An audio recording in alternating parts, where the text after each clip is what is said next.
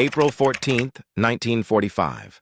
The Atlantic air bit cold across the deck of the Liberty ship as it cut through gray waves, its bow cleaving east from Europe toward the American shore. The war in Europe was not yet over, but its ending could already be smelled in the smoke of collapsed German cities, in the hollow silence of air raid sirens that had finally fallen quiet. For the group of German women on board, auxiliaries, nurses, clerks, even civilians caught up in military transports, the crossing was a bewildering odyssey. Their homeland was burning behind them, but ahead stretched a continent they had only known from whispered propaganda and blurred newsreels. To them, America was supposed to be both a place of cruelty and of impossible wealth. Which version was true, they could not yet tell. They stood on deck wrapped in thin wool coats, their hair whipped across tired faces, watching American sailors at work. The sailors moved with an almost casual rhythm, tossing ropes, laughing, passing one another tins of food as if war did not touch them. One young seaman broke a bar of chocolate and handed it to his friend with a grin so careless it seemed obscene to the watching women. Chocolate had not been seen in Germany for years, except in the hands of black marketeers. To see it passed like a crust of bread, unnoticed, unvalued, was like watching a magic trick that made hunger itself vanish. Some of the women lowered their eyes, ashamed at the sudden sting behind them. Others stared as though they had glimpsed another universe. The official record tells us that by spring of 1945, nearly 370,000 German prisoners of war were already held in the United States. Most were men, but scattered among them were women, captured as military support staff, Red Cross nurses, or simply civilians swept up in transports. Their presence is often a footnote, but on that deck they were not statistics. They were flesh, cold and frightened, carrying with them the memory of cities where bread was baked with sawdust and potato skins. One woman clutched a woolen shawl around her shoulders, muttering that her little brother had not eaten real bread in 3 months. Another whispered of Dresden, where the smell of fire still clung to her hair even after weeks at sea. The Americans treated them with formality, not warmth, but not cruelty either.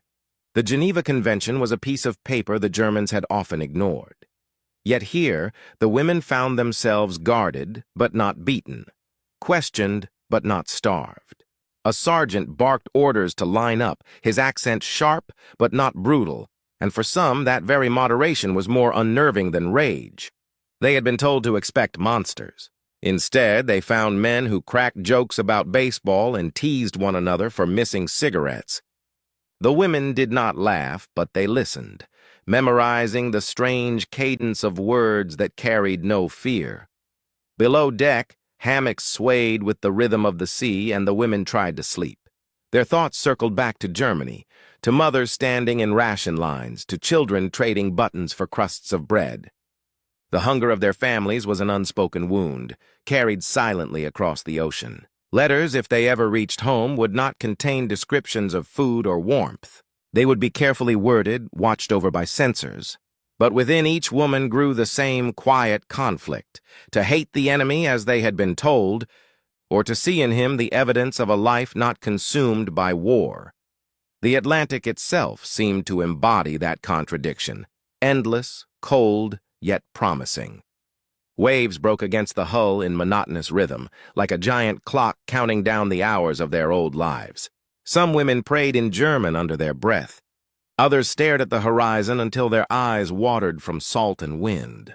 An older nurse, 37 years old, whispered that she had once read about New York skyscrapers but had thought they were lies, exaggerations of American vanity.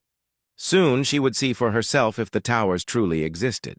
Records from the U.S. Army Service Forces confirmed that prisoners arriving on these ships were bewildered by the abundance awaiting them.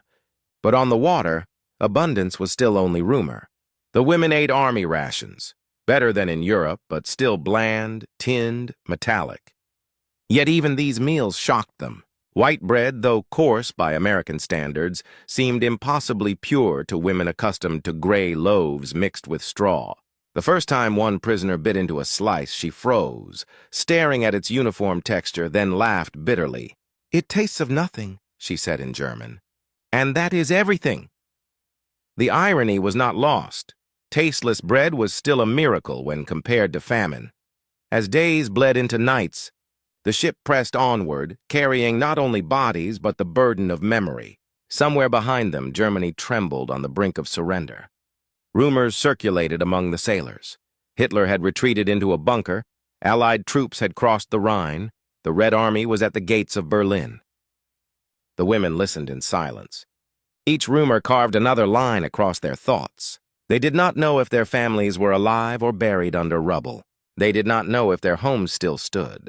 The ocean offered no answers, yet the crossing was also an unveiling. America was no longer a caricature on posters, but a real destination. The women could smell the sailors' coffee in the morning, could see them polish boots without fear of shortages, could watch as cartons of cigarettes appeared as though conjured from thin air. These details pressed like needles against the fabric of their beliefs. If the enemy lived with such abundance, what did that say about the ideology they had been fed for a decade? Could a nation so careless with chocolate truly be starving, desperate, corrupt, as Goebbels had insisted? One night, under dim deck lights, a storm rolled in. The sea pitched violently, and many prisoners were sick, clutching buckets, groaning. Lightning flashed across the horizon, illuminating faces pale with nausea. An American guard, soaked and shivering, muttered that even the Germans deserved pity in such weather. For a moment, the line between captor and captive blurred. Both were small against the vast, merciless ocean. When dawn came, the sky cleared to a pale blue. The storm had passed, leaving only the smell of salt and tar. On deck, the women huddled once more, their eyes red from exhaustion. The sailors resumed their banter, tossing scraps of bread to gulls that followed the ship. A single gull snatched a crust mid-air, its wings flashing white against the sun. One German woman watched, transfixed, as if the sight contained some secret meaning. Bread tossed to birds, bread given without thought, was a cruelty and a kindness all at once. She pressed her lips together and turned away, hiding the tears that had come unbidden. That morning, the ship's cook baked fresh loaves in the galley. The smell drifted through the corridors, warm, yeasty, alive. It spread upward to the deck, mingling with the salt wind. The German women froze. Some closed their eyes, inhaling deeply, unable to stop themselves. Others began to weep silently, overwhelmed by the scent that carried them back to kitchens long gone, to mothers who once set loaves on wooden tables, to families now fractured by war. The Americans did not notice at first. But for the women, that smell was not mere food. It was memory, dignity, and loss rising like smoke from an oven. The Atlantic still stretched wide, but the conflict was already clear. Here was a land that could bake bread without fear, while their homeland starved. Here was an enemy who wasted crusts on gulls, while their families clawed at scraps in ruins. The contradiction burned sharper than hunger itself. And as the ship plowed closer to America, each breath of that bread-scented air only deepened the question. If this was how the enemy lived, what else waited for them behind the barbed wire of a camp? Dawn broke over the rolling fields of the American Midwest, the air cool and damp with the smell of soil just beginning to warm for spring planting. On the outskirts of a small farming town, ringed by barbed wire and wooden watchtowers, sat one of the camps that would house the German women carried across the Atlantic. To the locals, it was an odd sight, enemy prisoners living in their midst. But to the women stepping off the transport trucks, it felt like walking onto another planet. They expected brutality, perhaps starvation, perhaps worse. Instead, what greeted them was order, routine, and, most disorienting of all, the smell of bread rising from the camp kitchen. The camp was not luxurious. Rows of wooden barracks stood on dusty paths, the paint already peeling. Guard towers watched with casual vigilance, their soldiers leaning against railings, rifles slung but not raised. Yet compared to the ruins of their cities, the camp looked almost pastoral. Some of the women found the silence unbearable. There were no sirens, no engines overhead, no thud of distant shells. The quiet pressed on their ears until even the creak of boots in gravel seemed strange. They had left behind the apocalypse of Europe and landed in a prison that looked more like a farmstead. Breakfast was the first shock. The prisoners lined up with tin trays, their eyes downcast, bracing for humiliation. But the guards barked no insults. They moved the line quickly, as though these women were simply another duty in a long list. In the mess hall, cooks set down piles of food that would have seemed like a feast in Germany. Scrambled eggs, oatmeal with sugar, bread soft and steaming. An older woman, 42 years old and once a clerk in Hamburg, froze before her portion. She touched the bread as if it were something fragile, something that might crumble under her fingers. When she tasted it, her lips trembled. She muttered to the woman beside her that her son had been gnawing on blackened crusts made of acorns and sawdust. Here, in the land of the enemy, she was handed more than he might see in a week. For the Americans, this was not generosity, but policy. The Geneva Convention required adequate rations, and the U.S. Army prided itself on following the rules. Prisoners of war were entitled to calories comparable to those given to American soldiers. By 1945, each prisoner received roughly 3,000 calories a day, meat, vegetables, milk, and always bread. To the German women, these meals felt like impossible abundance. They whispered among themselves, half in awe, half in guilt. Every bite carried the bitter memory of families left to hunger across the ocean. The guards noticed their tears with confusion. One young sergeant, 24 years old and hailing from Kansas, later wrote in a letter that he couldn't understand why they cried at bread when they hadn't even seen the pies yet. He meant it as humor, but it revealed the gulf of perspective. To Americans, food was ordinary. To Germans, food had become sacred. The simple act of laying bread on a tray could break a prisoner's composure more than any shouted insult. Life in the camp settled into rhythm. Roll call in the morning, work details in the afternoon, lights out at night. Some women were assigned to tend gardens within the wire, others to laundry duty, others to light clerical work. The work was not backbreaking, but it carried the sting of humiliation. Educated women, former teachers, secretaries, and nurses reduced to scrubbing uniforms in tin tubs. Yet even here, contrasts abounded. They scrubbed with soap that foamed richly in their hands. In Germany, soap had been rationed so tightly that many washed in cold water alone. The bubbles clinging to their skin seemed a cruel reminder of what had been lost to war. Letters filtered through, censored and delayed. Some women learned their cities were rubble, their relatives dead or missing. Others received small scraps of hope, a sister surviving in Bavaria, a mother in a refugee camp. The letters never mentioned food in detail for fear of censors' ink, but the gaps between words told enough. Hunger had become the first and last thought of those still in Germany. The women in America carried their guilt like an invisible weight. They ate, but each meal was an act of betrayal. There were moments when the Americans revealed kindness that was almost more painful than cruelty would have been. A guard slipped an extra biscuit to a woman who seemed especially frail. Another offered a cigarette, lighting it carefully for her before walking away. These gestures cracked the armor of hatred that Nazi propaganda had built. One prisoner whispered at night that she could no longer believe Americans were the devils they had been painted to be. Another hissed back that such softness was a trap, that kindness was more dangerous than cruelty. Yet both women knew the truth was already shifting. Inspections by the Red Cross added a layer of surreal calm. Officials toured the camp, ticking boxes, ensuring the prisoners were housed and fed according to regulation. Reports later archived confirmed that many German prisoners in America described their treatment as correct or even humane. Still, the humanity of the guards could be unnerving. For women accustomed to living under a system where mercy was weakness, being treated with dignity was a puzzle that could not be solved. Evenings in the camp brought strange sounds. American soldiers gathered by fires playing harmonicas, singing folk songs. The tunes drifted through the wire, alien yet strangely comforting. Some women pressed their ears to the barrack walls, listening as if they might understand the words by feeling alone. Music was another abundance, something Germany had lost in the roar of bombers. In the dark, a few women quietly hummed lullabies remembered from childhood, the melodies mingling across the fences in ghostly harmony. The central conflict deepened, not in the work or the rules, but in the contrast. Every slice of bread, every bar of soap, Every casual kindness forced the women to confront what their families lacked. The enemy's abundance stood against their homeland's starvation, and the juxtaposition carved wounds deeper than hunger itself. The women were safe, fed, and sheltered, yet their hearts remained tethered to a Europe in ruin. To eat was to live, but also to betray.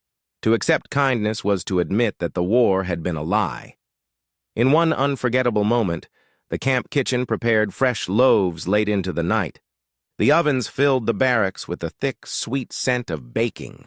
Women awoke from their bunks, breathing deeply, some crying softly in the dark. One prisoner later confessed that she wept not because she hungered, but because the smell reminded her of her mother's kitchen on Sundays before the war, when bread meant family and peace.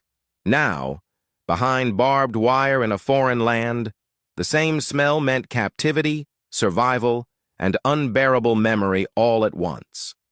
The camp fences glittered silver in moonlight, their barbs sharp, their shadows long. Beyond them, America stretched wide, filled with farms, towns, and pantries overflowing with food. Inside, the women sat with trays of bread they could not fully eat without guilt. They were safer than they had imagined, yet the contradiction gnawed at them relentlessly.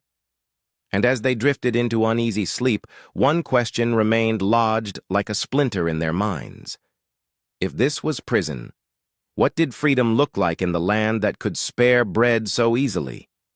The days in the American camp stretched into weeks, and with time the strangeness of abundance revealed itself in countless, disarming symbols. At first it was soap, thick bars of pale yellow, smelling faintly of lemon, placed in the hands of women who had grown used to washing with nothing more than cold water or gray lumps of ersatz paste. The soap foamed so richly it seemed decadent, a luxury that clung between their fingers. One woman, no older than 28, stared at the bubbles in stunned silence before whispering that her mother in Frankfurt had been cutting rags into strips to scrub with ash. Here, in captivity, she was given more cleanliness than her family knew in freedom. Coffee followed. Real coffee, dark and bitter, poured into tin cups during breakfast. The women lifted the steam toward their faces, their eyes flickering with recognition of something they had not smelled in years. During the war, Germany had lived on substitutes, roasted barley, acorns, ground-up chicory roots. But this was unmistakable. Some women held the cups against their lips without drinking, savoring the moment as though warmth alone could fill the hollow inside them. They laughed nervously as if caught in a forbidden act. To sip real coffee in the land of the enemy, while their own people stood in endless lines for thin soup, was a contradiction too heavy to voice. And then there was butter.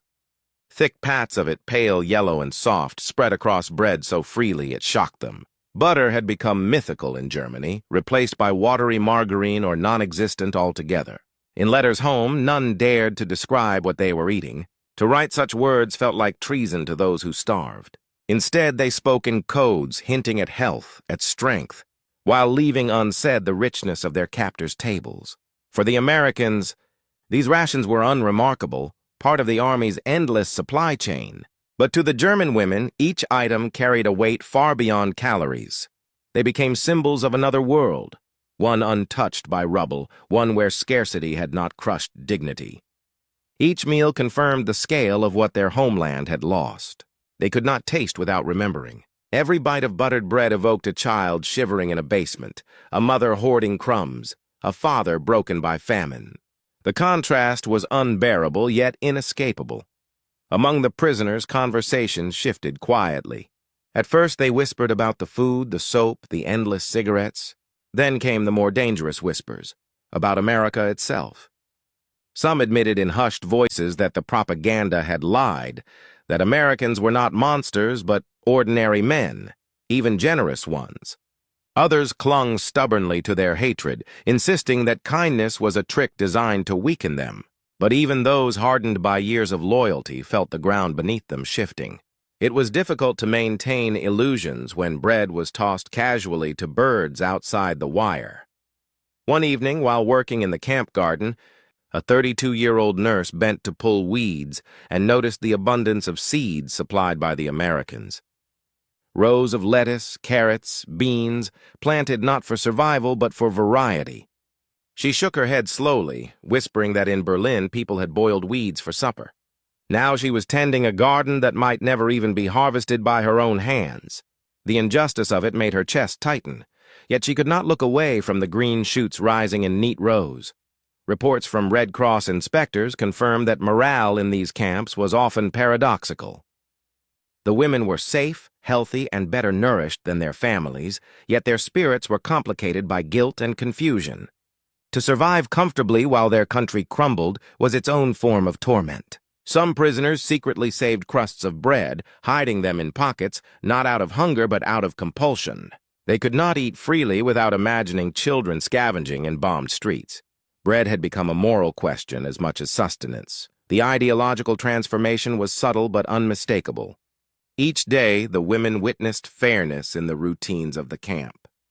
They were not beaten when they failed to understand orders. They were not humiliated for their mistakes. Guards corrected them with irritation, perhaps, but not cruelty. In Germany, even civilians had grown used to cruelty as part of daily life. Here, discipline carried no malice. One prisoner remarked bitterly that the Americans treated their captives with more decency than the Gestapo had ever shown their own citizens. The words once spoken hung heavy in the barracks. No one dared disagree aloud, but no one could deny the truth either. The guards themselves became symbols too. Young men from farms in Kansas, from factories in Michigan, from small towns across America, they spoke of baseball scores and county fairs, things so ordinary and carefree that the German women could scarcely believe such lives still existed in wartime.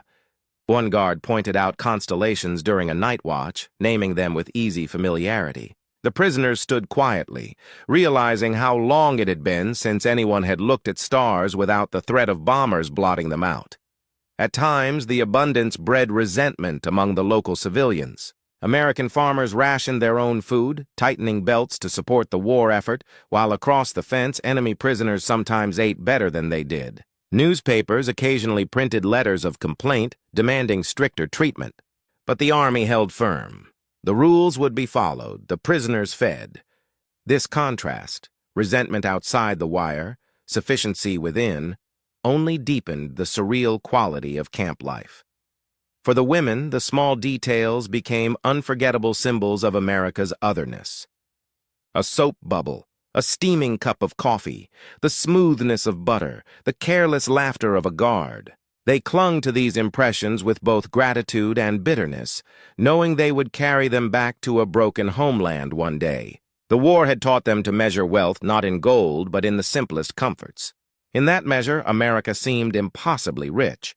Yet beneath the daily routine, a sharper realization grew. If America could afford to treat its enemies with this level of humanity, what did that say about the regime they had served? If the enemy had more mercy, more bread, more dignity to spare than their own leaders had ever granted, what had they truly been fighting for? The questions pressed like stones against their chests, but most dared not voice them. Instead, they carried them silently, each symbol, soap, coffee, butter, becoming evidence against the world they had once believed in. The transformation was not complete, but it had begun, and it carried with it an unspoken terror. When the war ended and they returned to Germany, what stories would they tell?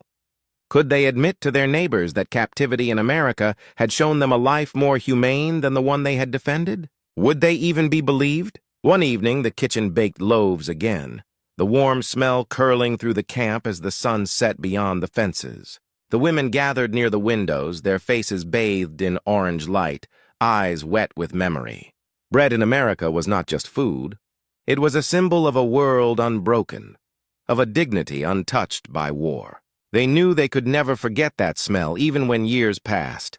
Yet as they turned toward sleep, another truth settled uneasily in their thoughts.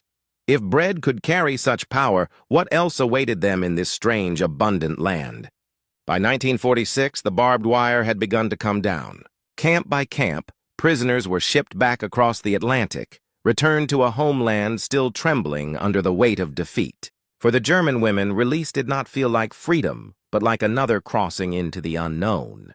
They had survived captivity with food in their bellies and roofs above their heads, only to be sent back to ruins. The American camps had given them bread, soap, and uneasy dignity. Germany, they knew, would greet them with rubble, hunger, and silence. The journey home began with trains rolling through the American countryside. From the windows, the women saw endless farmland, barns red against green fields, silos rising like towers of plenty. They passed through small towns where children played in yards, where grocery stores displayed fruit in baskets, where billboards advertised soap and cigarettes as though they grew from the soil itself. Each glimpse hammered home the contrast. In Germany, children scavenged for potato peels, women bartered jewelry for sacks of flour, and entire neighborhoods were reduced to ash. Some prisoners whispered that they would rather remain in captivity than face the desolation waiting for them. But the choice was not theirs. On the ships bound east, the sea once again became the threshold of transformation. The women leaned on railings, the salt air burning their eyes, and thought of what they carried with them. They had no possessions to speak of, only memories of abundance that might sound like lies once they spoke them aloud. One woman, 30 years old, murmured to her bunkmate that she dreaded the moment she would tell her mother about the bread. She feared the story would sound like betrayal, as though she had enjoyed comfort while her family starved. Her words captured the conflict each carried. To remember America honestly was to admit that the enemy had fed them more gently than their homeland ever had. When they disembarked in Europe, the shock was immediate. Ports lay in ruin, cranes twisted, warehouses flattened.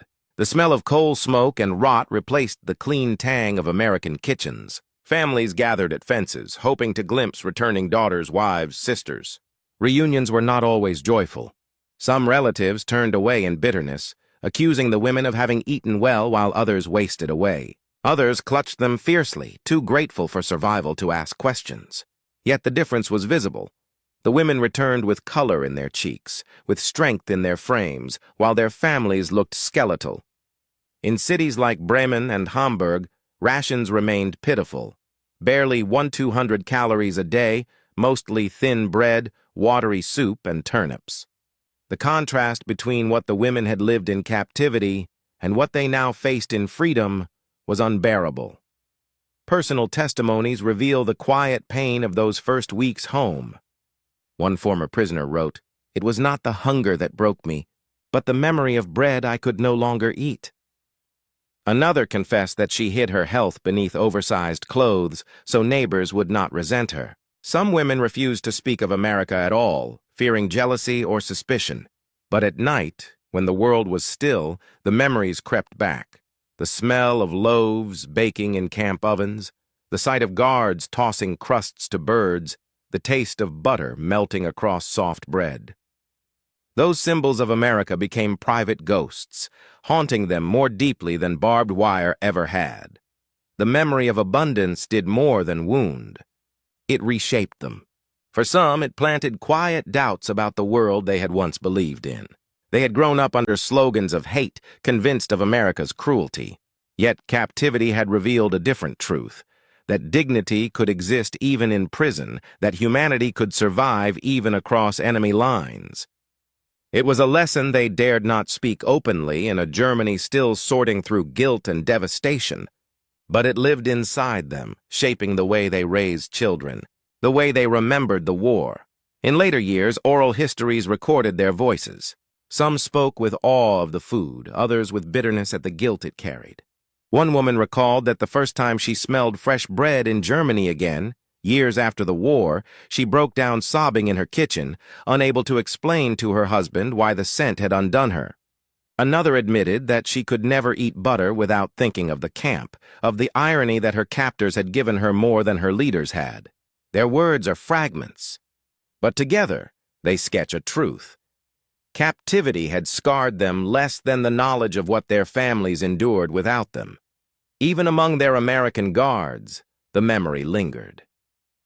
Reports written after the war noted with some surprise how many prisoners admitted they had been treated fairly, even humanely. A few guards remembered the tears at bread, puzzled but moved. Decades later, One sergeant told his grandson that the strangest thing about guarding German women in 1945 was realizing they cried not from fear, but from food. "You can understand fear," he said, "but it takes a lifetime to understand bread." The bread itself became more than sustenance. It was memory, symbol, indictment, and comfort all at once. To the women, it stood for everything they had lost: normalcy, family, peace, and everything they had found in the unlikeliest place, behind American barbed wire. That contradiction defined their lives after the war.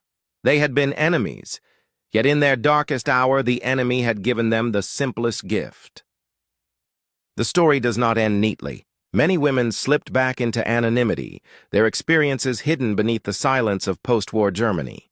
Yet in interviews and letters that survived, one theme recurs: the smell of bread drifting through camp kitchens, curling through the air like a thread between captivity and memory. It was the scent of a world unbroken, of dignity preserved, of peace imagined. It followed them across oceans, across years, into kitchens where their own children grew up in a country still haunted by ruins, and so the conflict remains unresolved. Was the bread a gift or a burden? Did it heal or wound? Perhaps it was both. What is certain is that the memory endured long after the wire came down. For those women, the war would always be marked not only by hunger and ruin, but by the shocking, unbearable abundance of a loaf of bread in America. History is often told in battles, treaties, and speeches. Yet sometimes it is revealed in something smaller, more intimate. The way a prisoner clutched a slice of bread as if it were holy, the way she wept when its scent reminded her of home. That smell lingered longer than gunfire, longer than propaganda, longer than the war itself. And as we recall their journey from ruins to captivity, from captivity back to ruins, we are left with a final, unsettling question. If the enemy's bread could move them to tears, what else about the world they thought they knew was a lie?